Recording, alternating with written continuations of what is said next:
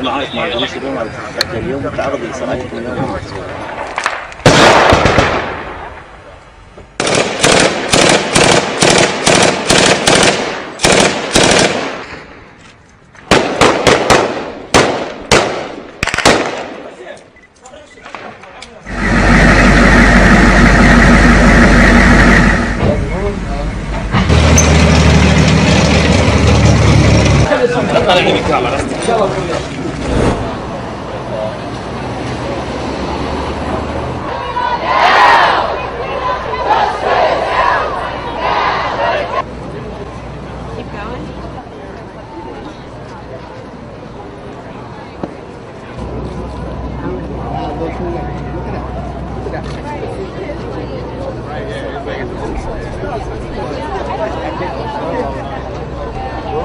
Delron Small,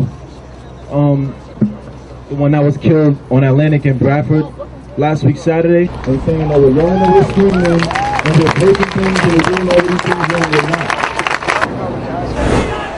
Ihnen geht es nicht um irgendein Haus, es geht um eines der letzten besetzten Häuser. Die war mit 1800 Mann da und Berlin seit Wochen unruhige Nächte.